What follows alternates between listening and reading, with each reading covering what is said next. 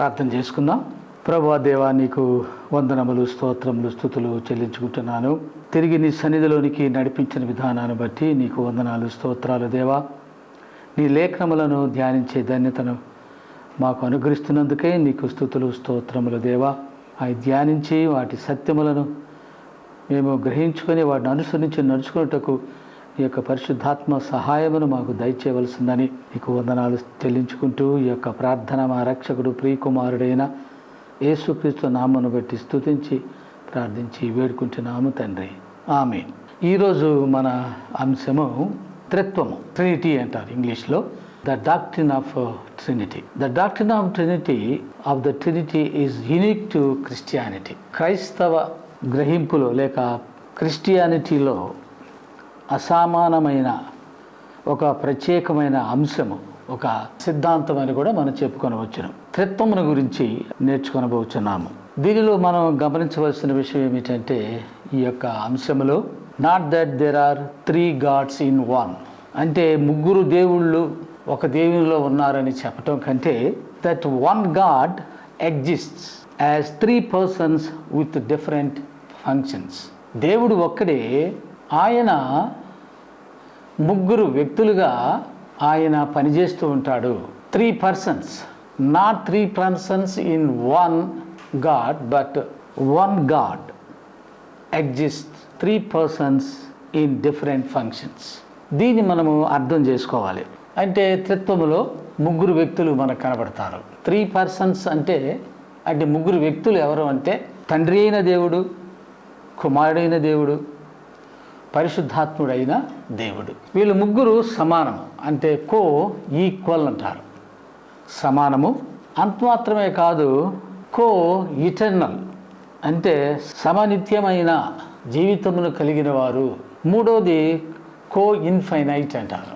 Infinite అంటే అనంతమైన అని భావము. ఆ విషయంలో ముగ్గురు సమానులే, అనంతులే, అపారమైన అని అర్థం వస్తుంది. అంతము లేని, అపరిమితముగా అనే అర్థం వస్తుంది ఇన్ఫైనైట్ అంటే తండ్రి అయిన దేవుడు, కుమారుడైన దేవుడు, పరిశుద్ధాత్మైన దేవుడు ముగ్గురు సమానులు, సమనిత్యత్వం కలిగిన వారు, అనంతము లేనివారు లేక అనంతమైన, నో బౌండరీస్, అపరిమితముగా ఉండేవారు. అలాంటి త్రిత్వము, అలాంటి విధానాన్ని మనము అర్థం చేసుకోవాలి. ఆల్ 3 అంటే ముగ్గురు possessing the same essential nature, అంటే వారి స్వభావం కూడా ఒకటే. ద సేమ్ ఎసెన్షియల్ నేచర్ అంటే ప్రధానమైన పరిపూర్ణత గల స్వభావమును కలిగిన వారు. సో ఈ రీతిగా మనము అర్థం చేసుకోవాలి. మనిషి సంగతులను ఏ విధముగా గ్రహించగలడు? Man possesses 3 systems of perception అంటారు. పర్సెప్షన్ అంటే గ్రహించడం, తెలుసుకోవటం. మనిషి ఎన్ని విధాలుగా సంగతులను, విషయములను గ్రహిస్తాడు అంటే 3 పద్ధతులు లేక 3 విధానాలు, 3 systems. ఆ 3 systems ఏంటంటే మనిషి గ్రహించే సంగతులు. ఎట్లాగా విషయాలను తెలుసుకుంటారు, గ్రహిస్తారు అంటే 3 విధానాల్లో 3 రీతులుగా మానవుడు సంగతులను అర్థం చేసుకుంటాడు. అది లోకాన్ని అనుసరించిన సంగతులైనా ఉండవచ్చును, లేకపోతే ఆత్మ సంబంధమైన సంగతులు. ఏమైనప్పటికీ 3 విధానాల ద్వారా గ్రహించగలరు అని చెప్పారు. ఆ 3 విధానాలు ఏమిటంటే, ఒక విధానము రేషనలిజం అంటారు ఇంగ్లీష్లో, అంటే తెలుగులో హేతుబద్ధత లేకపోతే కారణవాదము. అంటే కొంతమంది ఈ గుంపుకు చెందినవారు లేకపోతే ఈ తెగకు చెందినవారు ఈ పద్ధతిలో సంగతులను గ్రహిస్తారు. అంటే కారణవాదము లేక హేతుబద్ధత అంటే రీజన్స్, అంటే కారణాలు ఉంటేనే కానీ నమ్మరు, హేతు ఉంటేనే కానీ నమ్మరు. Relies on human reason and logical consistency as the criterion. అంటే వారు ఆధారాలు చూసుకుంటారు, కారణాలు చూసుకుంటారు, హేతువును చూసుకుంటారు, న్యాయపరమైన విధానం సరిగా ఉందా లేదా అనే సంగతులను చూసుకుంటేనే కానీ అనుగుణ్యముగా ఉన్నదా, ఎట్లా ఉన్నది వీటన్నిటినీ వారు పరిగణలోకి తీసుకొని ఒక విషయాన్ని నమ్ముతారు. అంటే రియాలిటీ, వాస్తవాన్ని నమ్మాలంటే వీటి ద్వారా వాళ్ళు నమ్ముతారు. వాళ్ళు అధికారపూర్వకంగా చెప్పారంటే కూడా నమ్మరు. పోనీ దేవుడు ప్రత్యక్షతను కూడా వాళ్ళు నమ్మరు. వాళ్ళు కేవలము రీజన్ చూసే నమ్ముతారు అన్నమాట. హేతుబద్ధత అంటారు, కారణవాదం అంటారు. ఈ గుంపు చెందిన వారు ఈ లోకంలో మనకు కనబడతారు. అట్లాగా చూస్తే మనము త్రిత్వాన్ని అర్థం చేసుకోగలమా?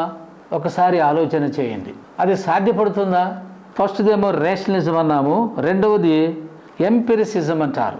ఎంపిరిసిజం అని అంటే అనుభవ వైద్యము, తెలుగులో ఎక్స్పీరియన్స్ మీద, ఎక్స్పీరియన్స్ ఆఫ్ ద సెన్సెస్.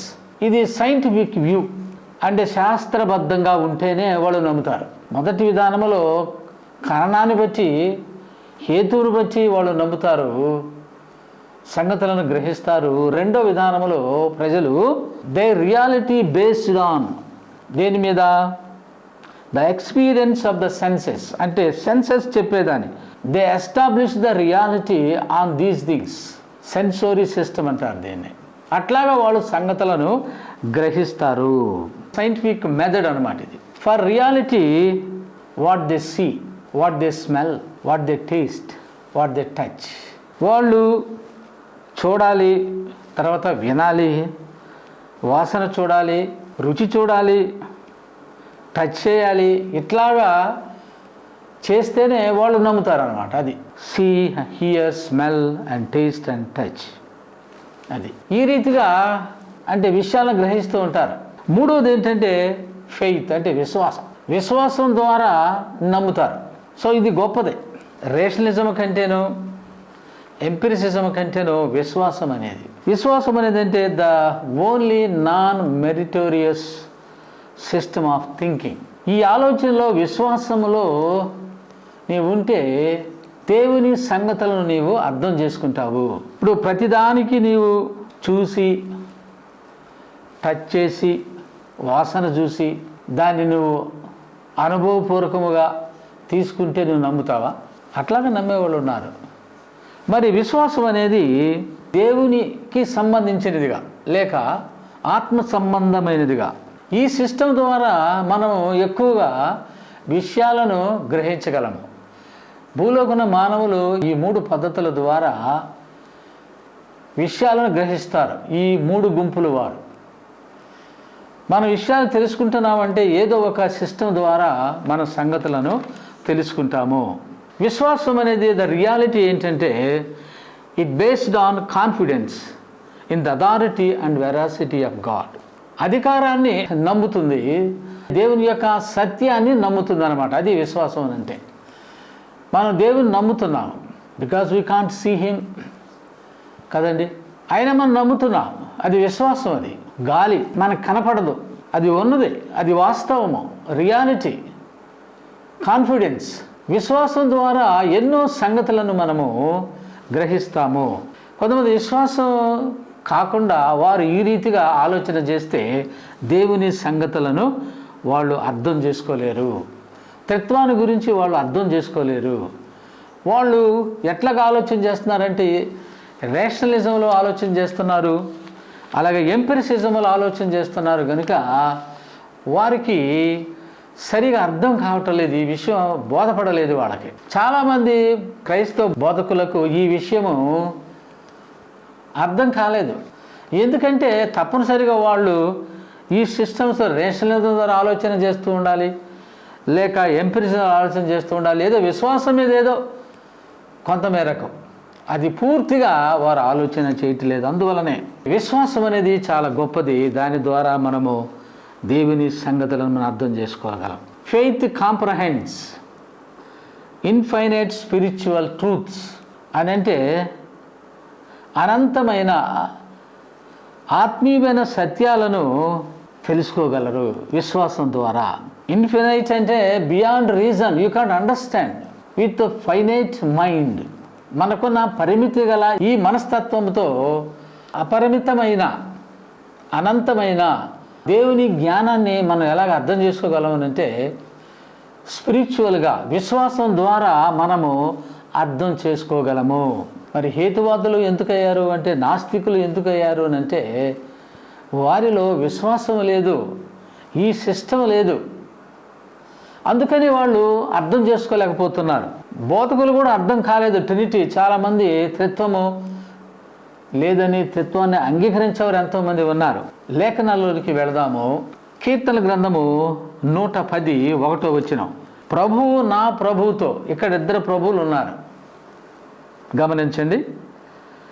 ప్రభువు నా ప్రభువుతో సెలవిచ్చిన వాకు, నేను నీ శత్రువులను నీ పాదములకు పీఠముగా చేయు వరకు నా కుడిపార్శ్వమున కూర్చుండమని. ఈ మాటలు ఎక్కడ చదువుతామో తెలుసా? హెబ్రీయులకు రాసిన పత్రిక 1:13 పాత నిబంధనలో దావీదు రాశాడు. అంటే పరిశుద్ధాత్మ దేవుడు వ్రాయించాడు. ఆయన ప్రేరణలో ఈ యొక్క వచనము రాయబడినది. ఇక్కడ ఇద్దరు ప్రభువులు, తండ్రి అయిన దేవుడు, కుమారుడైన దేవుడు. తండ్రి అయిన దేవుడు ప్రభు, కుమారుడైన దేవుడు కూడా ప్రభువే. ఆ సంగతిని పరిశుద్ధాత్మ దేవుడు బయలుపరిచాడు దావీదునకు. దావీదు పరిశుద్ధాత్మ ప్రేరేపణతో ఆయన రాశాడు. హెబ్రీయులకు రాసిన పత్రికలో మనం చదువుతాం, చూడండి. 1:13 కీర్తనలో 110:1 ఈ వచనం కూడా ఒకటిగానే కనపడుతుంది, చూడండి. అయితే నేను నీ శత్రువులను నీ పాదములకు పీఠముగా చేయు వరకు నా కుడిపార్శ్వమున కూర్చుండము అని దూతలలో ఎవరి గూర్చి అయినను ఎప్పుడైనా చెప్పినా, మరి ఎవరితో చెప్పినట్లు ఇది? దేవతలతో చెప్పాడా? లేదు, యేసుప్రభు వారితో చెప్పినట్లుగా ఇక్కడ మనము గుర్తించగలము. దీన్ని బట్టి చూస్తే యేసుప్రభు వారు ఎవరు? ఆయన దేవుడు, ప్రభు, సమానం. చూడండి, ఈ వచనాలు చదివి ఆలోచన చేస్తే సత్యాన్ని మనం గ్రహించగలము. హెబ్రీ 10:13 కూడా మాటలు మనం చదువుతాం.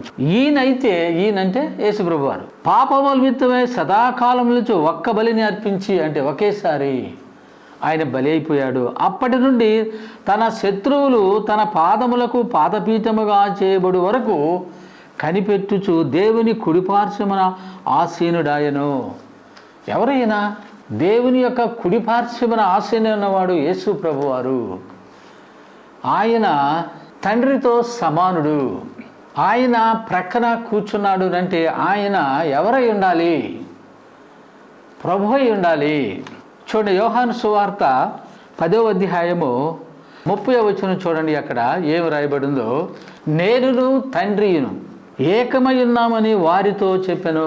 నేనును తండ్రిని ఏకమై ఉన్నాము అనంటే ఆయన తండ్రి కుడిపార్శ్వమున కూర్చున్నాడు. ప్రభు అంటున్నాడు. నా ప్రభుతో చెబుతున్నాడు. ఏం చెబుతున్నాడంటే, కూర్చుండుము, నేను నీ శత్రువులను నీ పాదములకు పీఠముగా చేయు వరకు నా కుడిపార్శ్వమున కూర్చుండుము. ఎవరితో చెప్పాడు? అది దేవతలతో కాదు కదా. మరి ఎవరితో చెప్తున్నాడు? యేసుప్రభుతో చెప్తున్నట్లు ఆయనే. మరి ఇంకెవరు? యేసుప్రభు ఏమంటున్నారు? నేను తండ్రియు 30 ఏకమై ఉన్నామని వారితో చెప్పాను. అందుకు యూదులు ఏం చేశారో చూడండి. యూదులు ఆయనను కొట్టవలనే మరలా రాళ్ళు చేత పట్టుకొనగా, సమానంగా చేసుకుంటున్నాడు కనుక రాళ్ళు పెట్టి కొట్టడానికి సిద్ధమైపోయారు. ఎవరు? యూదులు. యేసుప్రభు అడిగాడు వాళ్ళని, నేను తండ్రి ఎదురు నుంచి అనేకమైన సూచిక లేక మంచి క్రియలను మీకు చూపితిని, వాటిలో ఏ క్రియ నిమిత్తమున రాళ్లతో కొట్టుదరని వారిని అడిగాను. అందుకు యూదులు చాలా స్మార్ట్ పీపుల్ అండి. చూడండి, వాళ్ళు ఏమంటున్నారంటే, ప్రభు అడిగాడు, ఎందుకు మీరు రాళ్ళు పెట్టి నన్ను కొడుతున్నారు అంటే, నేను ఏ చెడ్డ కార్యం చేశాను? అన్ని మంచి కార్యాలే కదా నేను చేసింది, మంచి క్రియలు కదా నేను చేశాను, ఎందుకు నన్ను మీరు రాళ్ళతో కొడుతున్నారు అంటే వాళ్ళు ఏం సమాధానం చూడండి. అందుకు యూదులు, నీవు మనుష్యుడు అయ్యుండి దేవుడు అని చెప్పుకొనుచున్నావు గనుక దేవదోషం చేసినందుకే నిన్ను రాళ్లతో కొట్టుదుమో కానీ మంచి క్రియ చేసినందుకు కాదని ఆయనతో చెప్పిరి. సో కొంతమంది ఏమంటారు అంటే, యేసు ప్రభు వారు దేవుడని ఎక్కడ చెప్పుకున్నాడు అని అంటారు. నువ్వు చదవాలి, బైబిల్ బాగా చదవాలి. ఏదో పైపైన చదివితే కాదు. పైపైన ఈత వేస్తే కుదరదు, లోపలికి వెళ్ళాలి. పైపైన వలేస్తే కుదరదు, కిందకి వెళ్ళిపోవాలి. నువ్వు సముద్రం కిందకి వెళితే కానీ నీకు అసలు విషయ సంగతి నీకు అర్థం అవ్వదు. యేసు ప్రభు వారు ఏం మాట్లాడుతున్నాడు తన గురించి అని అంటే, ఏం మాట్లాడుతున్నాడు? వాళ్ళే సాక్ష్యం ఇస్తున్నారు. నీవు మనుషుడు అయ్యుండి దేవుడు అని నీవు చెప్పుకొనుచున్నావు. వాళ్ళు చెప్తావు, నువ్వు చెప్పుకుంటున్నావయ్యా. మరి యేసుగురు చెప్పలేదంటారేంటి వీళ్ళు? నువ్వు చెప్పుకొనుచున్నావు, అందుకే మేము యూదులము రాళ్లతో కొడుతున్నాము. మంచి క్రియలు చేసినందుకు కాదు, దేవదూషణ చేసినందుకే. ఎందుకనంటే నీవు తండ్రితో సమానముగా అని అంటే నువ్వు దేవుడు అని చెప్పుకుంటున్నావు. నీవు సమానం అంటే ఏంటి మరి? చూడండి, అవును నిజమే, ఆయన దేవుడు కనుకనే ఆయన చెప్పుకున్నాడు. ఆయన ఏమైనాడో చెప్పాడు. అది నీకు సమస్య ఏంటి? What is your problem? చదువు, ఇంకా మనం చదువుదాం వచనాలని. హెబ్రీ 5:6 కూడా మనం చదువుతావు. నీవు మెల్కీసెదెకు యొక్క క్రమం చొప్పున నిరంతరమును యాజకుడు అయి ఉన్నావు. నిరంతరం యాజకుడు ఆయన. మత్తయి 22:44 హెబ్రీ 1:13 చదివిన మాటలు, కీర్తనల 110:1 చదివిన మాటలు చూడండి. ఇక్కడ మత్తయి రాస్తున్నాడు, మార్కు కూడా రాస్తున్నాడు. నేను నీ శత్రువులను నీ పాదములకు.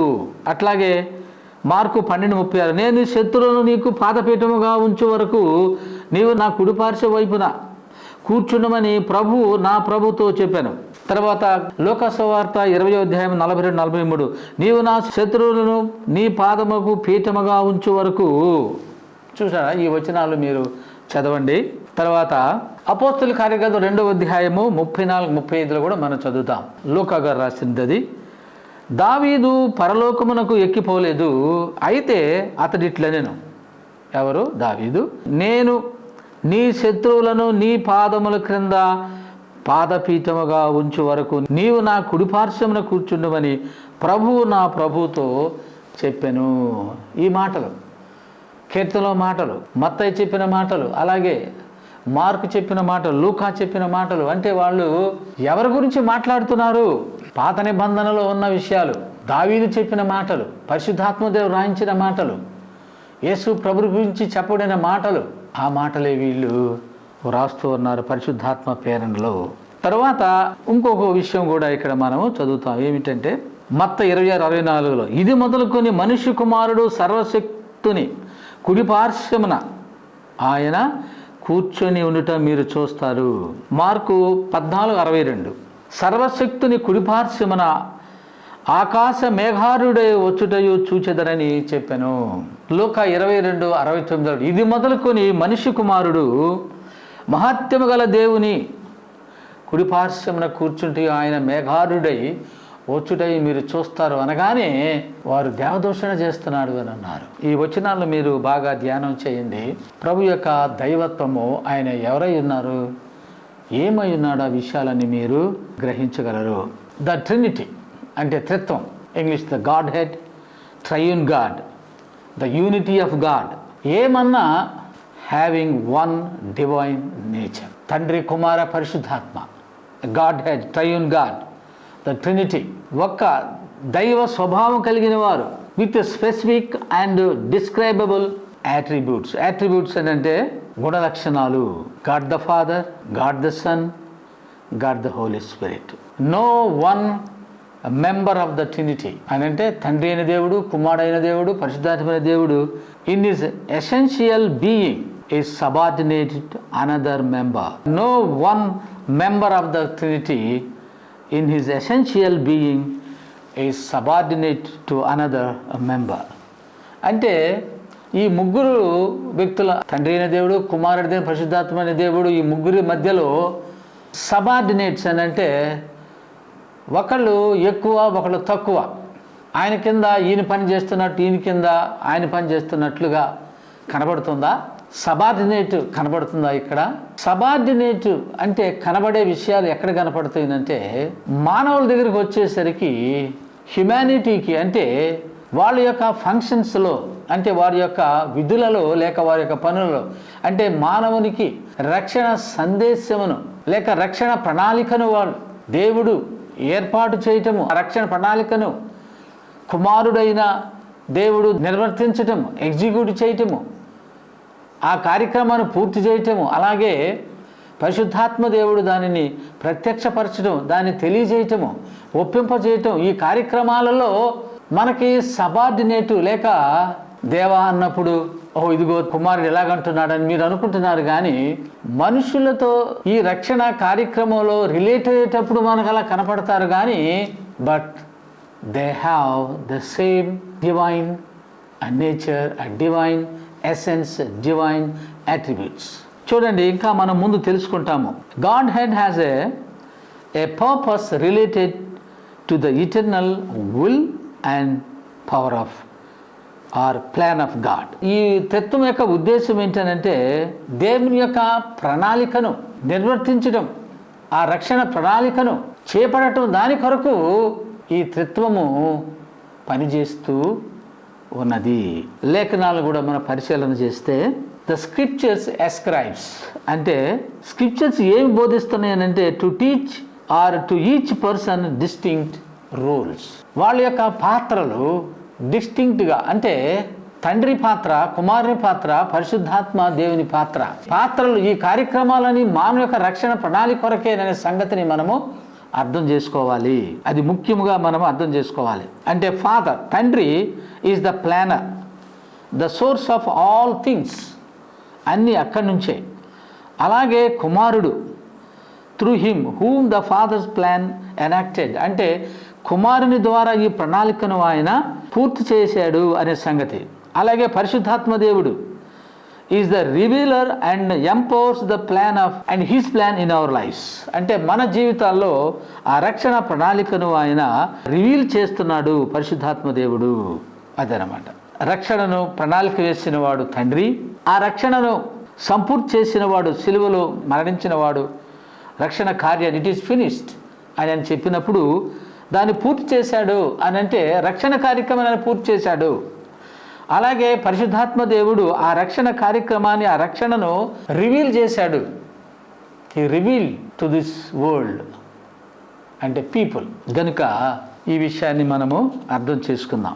Hour view of the Trinity అంటే మన యొక్క వ్యూ, తత్వం మీద ఉన్న view, it determines our understanding of Christology. అంటే క్రిస్టాలజీ అంటే the person and the work of our Lord Jesus Christ. ఆయన వ్యక్తిత్వము, ఆయన చేసిన పనులు, ఆయన రక్షణ కార్యక్రమాన్ని ఏ విధంగా పూర్తి చేశాడు, ఏ విధంగా ప్రాణం పెట్టాడు, ఈ సంగతులన్నిటినీ కలుపుకొని క్రిస్టాలజీ అంటారు. త్రిత్వాన్ని సరిగా నువ్వు అర్థం చేసుకోకపోతే యేసుక్రీస్తు వారి యొక్క పనిని కూడా నువ్వు సరిగా అర్థం చేసుకోలేవు.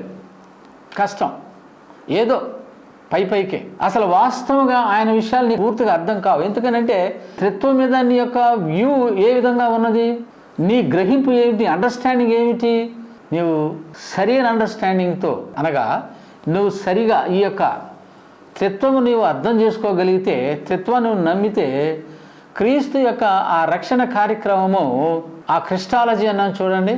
క్రిస్టాలజీ అంటే వేదాంతపరంగా, అంటే థియోలాజికల్ టర్మ్ మొత్తం కలిపి ఒక దాంట్లో పెట్టినట్లుగా క్రీస్తు ప్రభు చేసిన కార్యక్రమాలన్నీ నీకు అర్థం అవ్వాలి అంటే త్రిత్వం అర్థం అవ్వాలి, లేకపోతే నీకు అర్థం చేసుకోలేవు అంతే.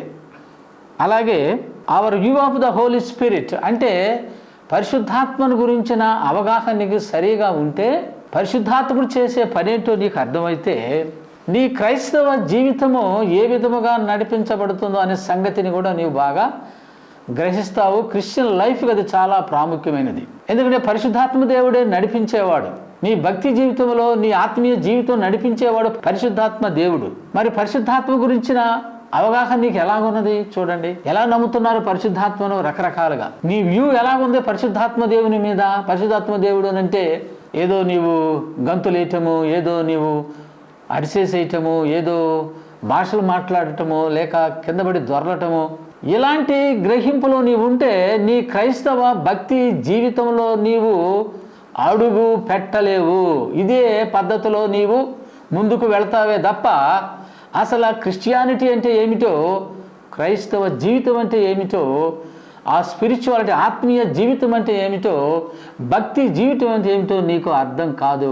నువ్వు అలాగే జీవించలేవు కూడా. త్రిత్వాన్ని నువ్వు బాగా అర్థం చేసుకోగలిగితే క్రీస్తు ప్రభు యొక్క పనిని కూడా బాగా అర్థం చేసుకుంటున్నావు. పరిశుద్ధాత్మ నీవు బాగా అర్థం చేసుకోగలిగితే నీ యొక్క క్రైస్తవ జీవితం ఎలాగుండాలో అలాగ ఉండటానికి, ఆ రీతిగా నీవు జీవించటానికి ఆయన సహాయం చేస్తాడు. నీవు కూడా తెలుసుకుంటావు. తర్వాత ఇట్టి గ్రహింపు దేవునితో పరిపక్వమైన సంబంధం, మెచ్యూర్ రిలేషన్షిప్ టు గాడ్. చాలామంది త్రిత్వాన్ని అర్థం చేసుకోలేకపోయారు, చాలామంది పరిశుద్ధాత్మ దేవుని పనిని కూడా అర్థం చేసుకోలేకపోయారు. ఈ రీతిగా త్రిత్వం అర్థం కాకపోవటం వలన రక్షణ కార్యక్రమం సరిగా అర్థం అవ్వలేదు, పరిశుద్ధాత్మని సరిగా అర్థం చేసుకోకపోవటం వలన క్రైస్తవ జీవితం అంటే ఏమిటో, భక్తి జీవితం ఏంటో అర్థం అవ్వలేదు. అదే అనుకుంటున్నారు, వాళ్ళు ఇష్టం చేసేది.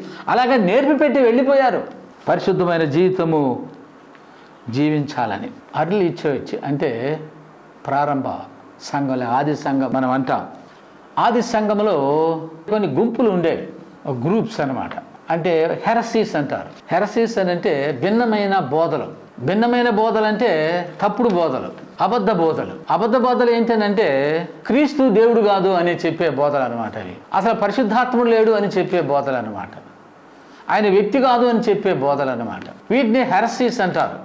అది పెద్ద లిస్ట్ ఉంది, మచ్చుకు నేను 2 చెప్తాను. ఒకటి ఏమిటంటే మోనార్కియనిజం అని, ఇంకోటి ఏరియనిజం అని. వీళ్ళు త్రిత్వాన్ని నమ్మరు. ఇంకా కొన్ని గుంపులు ఉన్నాయి హెరసీస్, తప్పు బోధలు. వాళ్ళు త్రిత్వాన్ని నమ్మరు.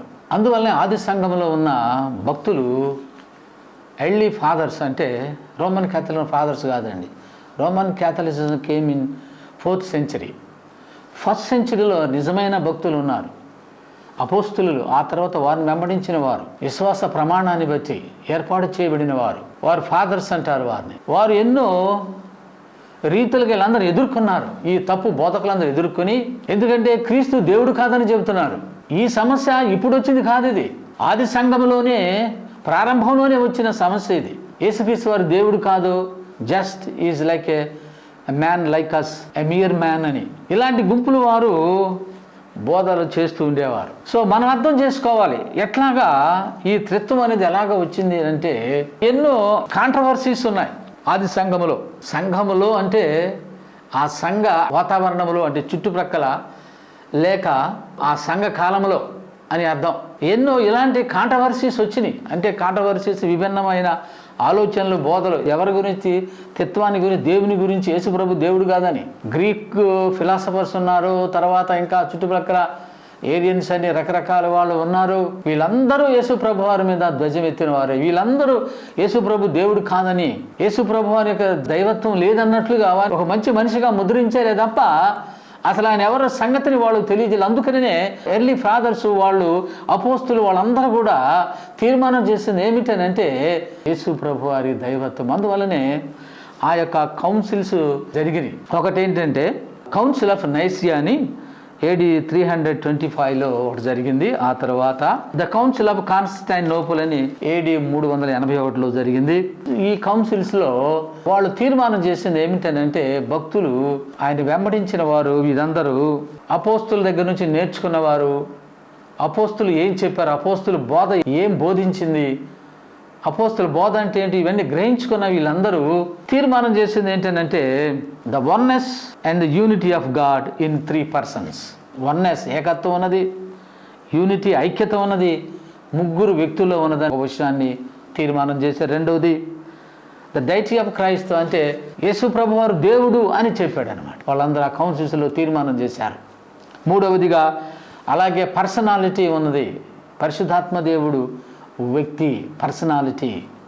తర్వాత డైటీ అంటే దేవుడు దైవత్వము కలిగిన వాడు అని. ఈ 3 విషయాలు, తండ్రికి ఎలాంటి స్వభావం ఉన్నదో అలాగే కుమారునికి ఉన్నది, అలాగే పరిశుద్ధాత్మ దేవునికి ఉన్నది, నిత్యత్వంలో 3 ఉన్నారు అని వాళ్ళు తీర్మానం చేశారు. ఈ యొక్క సిద్ధాంతాలని వాళ్ళు మొదటిగా ఫార్ములేట్ చేశారు అంటే వాళ్ళు ఏర్పాటు చేశారు. యాక్చువల్గా త్రిత్వం అనేది మాట మనకు బైబిల్లో కనపడదు, కరెక్టే అది. కానీ ఇది ఎలాగా ఫార్ములేట్ అయిందని అంటే the doctrine was formulated by comparing, correlating and compiling all related Bible versus.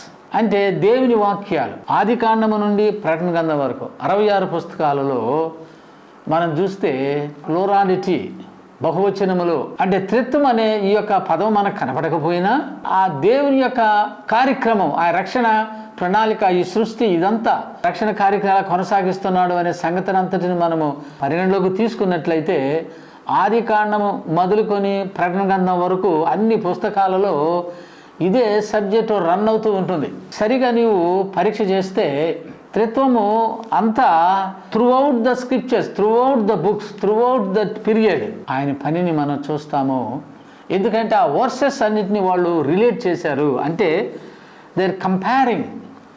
ఆది కాండంలో ఏముంది, ప్రకటన గ్రంథంలో ఏముంది, లేదా హెస్కేల్ గ్రంథంలో ఏముంది, ఈ యొక్క వచనాలు, ఈ వాక్యాలన్నిటినీ వాళ్ళు కంపేర్ చేసి, కొరిలేట్ చేసి, అంటే పరస్పర సంబంధం అని చూసి ఆ వచనానికి ఈ వచనానికి అక్కడ కొంత ఇక్కడ కొంత వీటన్నిటినీ వాళ్ళు ఒక చోట కూర్చి సంగ్రహించి, అంటే కంపైలింగ్, వీటన్నిటినీ వాళ్ళు పరీక్షించి రిలేటెడ్ వర్సెస్ను కూడా వెతికి అప్పుడు ఈ సిద్ధాంతాన్ని బయట తీసుకొచ్చారే కానీ ఎవరో ఏదో అనేస్తే ఏదో ట్రినిటీ అని వచ్చింది కాదు. ఇదే ఎన్నో విమర్శలకు, ఎన్నో కాంట్రవర్సీలకు, తప్పు బోధలకు వాటి సమాధానం ఇస్తూ త్రిత్వం అని ఒక సత్యాన్ని వాళ్ళు బయటికి తీసుకొని వచ్చారు.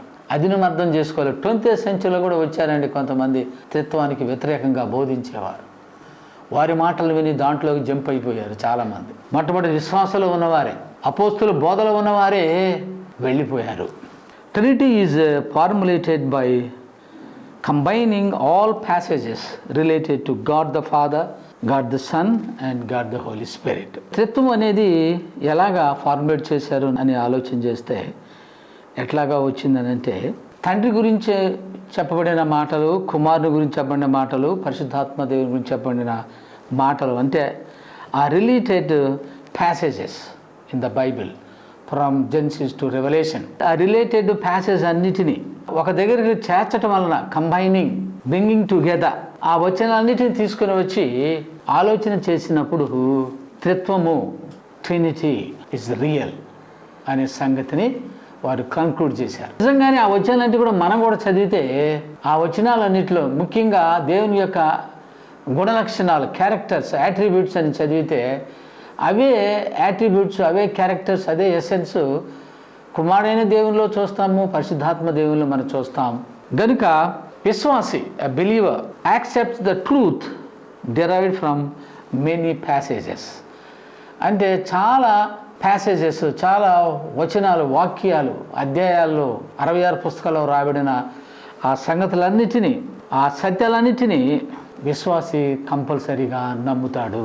అందుకని ద్వితీయోపదేశకాండము 29:29 వచనం మనకందరికి తెలిసిన వాక్యమే. రహస్యములు మన దేవుడైన యెహోవాకు చెందును, అయితే మనము ఈ ధర్మశాస్త్ర వాక్యములన్నిటిని అనుసరించి నడుచుకొనున్నట్లు బయలుపరచబడినవి ఎల్లప్పుడూ మనవియు మన సంతతి వారిని చెప్పాను. చూసారా, ఈ వచనాలను మీరు చదవండి. రహస్యములు మన దేవుడైన యెహోవాకు చెందును, ఆయనకే చెందుతాయి. ఇది రావటం కూడా అదే ఆయన ఏర్పాటే, ఈ త్రిత్వం అనేది. అయితే మనము ఈ ధర్మశాస్త్ర వాక్యాలన్నిటిని అనుసరించి నడుచుకున్నట్లు బయలుపరచబడినవి, ఇవన్నీ కూడా అలాగా దేవుడు బయలుపరిచాడు. ఎల్లప్పుడూ మనవి, అవి కూడా మనవే. ఈ త్రిత్వం మనదే.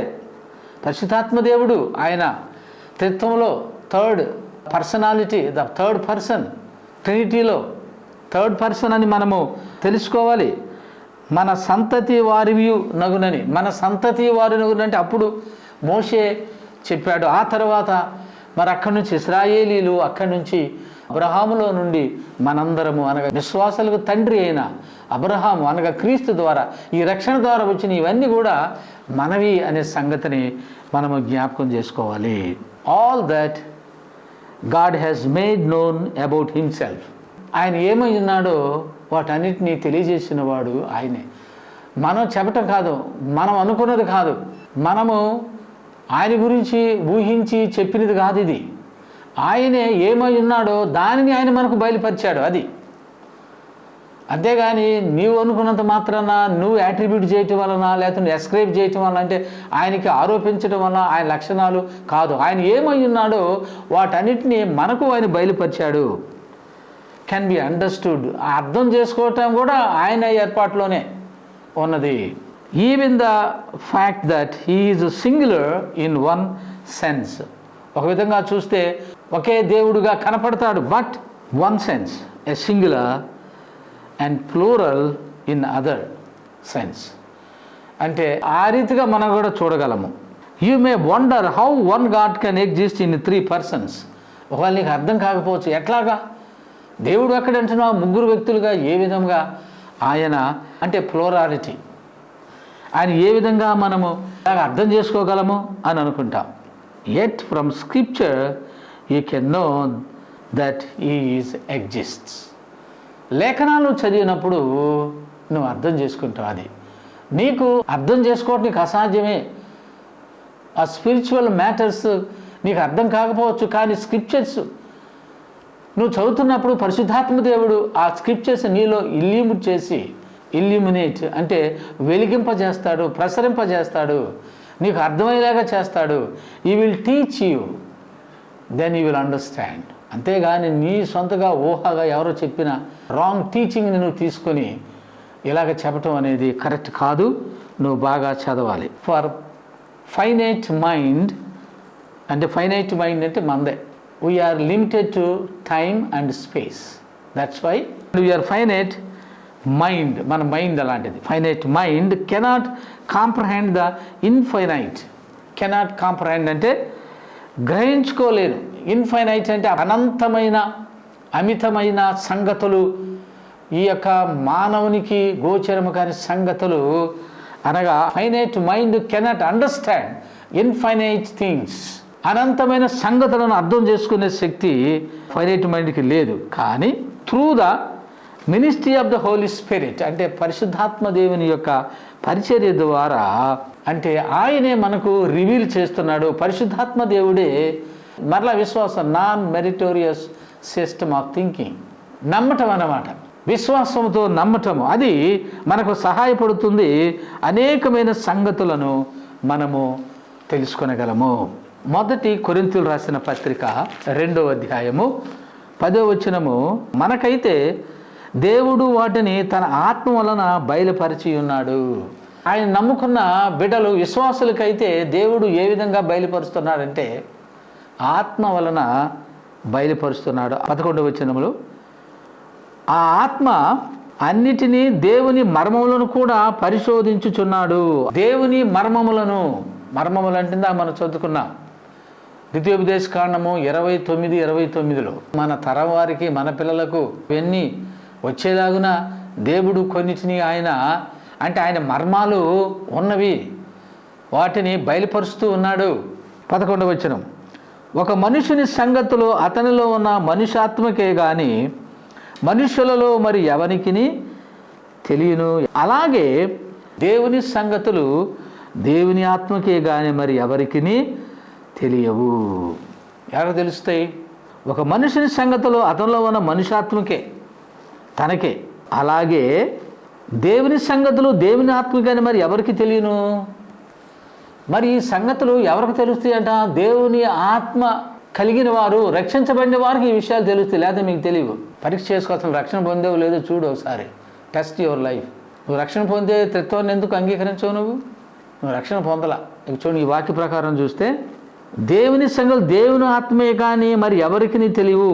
దేవుని వల్ల మనకు దయచేయబడిన వాటిని తెలుసుకున్నటకే మనము లౌకికాత్మను గాక దేవుని వద్ద నుండి వచ్చు ఆత్మను పొంది ఉన్నాము. లౌకికాత్మ కాదు, లౌకికాత్మను బట్టి ఆలోచన చేస్తున్నావేమో ఒక్కసారి పరీక్ష చేసుకో. దేవుని వద్ద నుంచి వచ్చు ఆత్మను పొంది ఉన్నాము. దేవుడు మనకని అనుగ్రహించిన ఆ పరిశుద్ధాత్మను వలన ఈ సంగతులను మనం గ్రహించగలమని పౌలు కొరింథీయులకు రాస్తూ ఉన్నాడు. కొరింథీ సంఘంలో పెద్ద సమస్య ఉన్నది పరిశుద్ధాత్మ మీద, ఆ పరిశుద్ధాత్మకి ఈ భాషల మీద, పరిశుద్ధాత్మ సంబంధమైన ఈ సంగతుల మీద, ఈ వరాల మీద ఎన్నో కొన్ని సమస్యలు ఉన్నాయి. అందుకని వారికి రాస్తూ ఉన్నాడు. 2 సార్లు రాశాడు, 1 కొరింథీయులు 2 కొరింథీయులు అని. ఎవరికి అర్థమవుతుందంటే దేవుని ఆత్మను పొందిన అంటే రక్షించబడిన వారు, ఆత్మను పొందిన రక్షించబడటం వారికే ఈ విషయాలు అర్థమవుతాయి. కానీ లౌకికాత్మతో నువ్వు ఆలోచన చేస్తే ఈ విషయాలు నీకు అర్థము కావు. గనుక దేవుడు నీకు ఇట్టి జ్ఞానాన్ని కలుగు చేయాలని, సత్యాన్ని గమనిద్దాము, ఇతరులకు బోధిద్దాము. ముఖ్యంగా ఏం బోధిద్దాము అంటే రక్షణ కార్యక్రమంలో ఈ త్రిత్వము చేసే పని ఎంతో ప్రాముఖ్యమైనది. ఆ రక్షణ కార్యక్రమము అంటే మానవులందరూ రక్షించబడాలి అనే ఒక కార్యక్రమాన్ని త్రిత్వము దేవుడు 3 పర్సనాలిటీస్గా అంటే ఫంక్షన్స్గా ఆయన మనకు ప్రత్యక్షమవుతూ ఉంటాడు. స్క్రిప్చర్స్ అన్నిటిలోనూ వచనాల ద్వారా మనకు కనపడుతూ ఉంటాడు. తండ్రి అయిన దేవుడు, కుమారుడైన దేవుడు, పరిశుద్ధాత్ముడైన దేవుడు ముగ్గురు రక్షణ కార్యక్రమంలో చేసిన వారు. ఎందుకనంటే రక్షణ ఆ విధముగా సెట్ చేయబడినది. ఆ విషయం బైబిల్ అంతటిలో రాయబడినది. కనుక ప్రభువును అంగీకరించకపోతే దేవుడుగా, పరిశుద్ధాత్మ దేవుని అంగీకరించకపోతే నువ్వు ఎలాగ రక్షించబడిన వ్యక్తిగా నువ్వు చెప్పగలవు? రక్షణ అంటే ఏంటి? రక్షణలోనే కదా ముగ్గురు ఆ కార్యక్రమాన్ని పూర్తి చేసిన వారి సంగతి నీకు అర్థం కాకపోతే ఇంకా నువ్వేం బోధ చేస్తావు? నువ్వు ఎంతమందికి నువ్వు ఏం చెబుతున్నావు ఇప్పుడు వరకు? నువ్వు what are you teaching? Basics. ఆ రక్షణ కార్యక్రమే అర్థం అవ్వలేదండి. అపవాది సాతాను దాన్ని అర్థం కాకుండా చేశాడు. కనుక దేవుడు ఇటు గొప్ప గ్రహింపులోనికి రావాలని నేను కోరుకుంటున్నాను. దేవుడు మిమ్మల్ని దీవించును గాక. ప్రార్థన చేస్తాను. ప్రేమ కలిగిన తండ్రి, నీకు వందనాలు, స్తోత్రాలు. నీవు ఈ లోకములోనికి నీ రక్షణ కార్యక్రమాన్ని ఏ విధంగా నీవు ప్రతిపాదించావు తండ్రి, ఎలాగ ప్రణాళిక వేశావు, కుమారుడుగా మరి ఆయన ఏ విధంగా దాన్ని నిర్వర్తించాడు సెలువు మీద, పరిశుద్ధాత్మ దేవుడు లోకము నుండి ఎలాగ ఒప్పింపజేస్తున్నాడు అనే సంగతులను త్రిత్వములో మాకు కనబడుతున్నవి తండ్రి. రక్షణలో ఈ ముగ్గురి ఫంక్షన్స్ పాత్రలు ఉన్నవని నీ ఒక్కడే నాయన ముగ్గురు వ్యక్తులుగా నువ్వు కనబడుతూ రక్షణ కార్యక్రమాన్ని చూపిస్తూ అనేకులు రక్షించడానికి నువ్వు వేసిన ప్రణాళికను బట్టి నీకు వందనాలు. దాన్ని మేము తెలుసుకున్న వారమై మేము మరలా తిరిగి అట్టి రక్షణ కార్యక్రమాన్ని ప్రకటించడానికి మాకు సహాయం దయచేయమని. తత్వము అంటే ఏదో ఎవరో మనుషులు పెట్టింది కాదు ప్రభా, మరి నీ లేఖనాల్లో నుండి ప్రభా, మరి నీ యొక్క గూఢమైన రహస్యమైన అనగా నీ యొక్క లేఖన సత్యాల్లో నుంచి వచ్చిన ఆ యొక్క తత్వం అనే సత్యాన్ని, మీరు చేసే పనిని అది అర్థం చేసుకునే శక్తిని మాకు అనుగ్రహించినందుకే నీకు వందనాలు, స్తోత్రాలు, స్తుతులు చెల్లించుకుంటూ యొక్క ప్రార్థన యేసుక్రీస్తు నామమున అడిగి వేడుకొనుచున్నాను తండ్రి. ఆమేన్.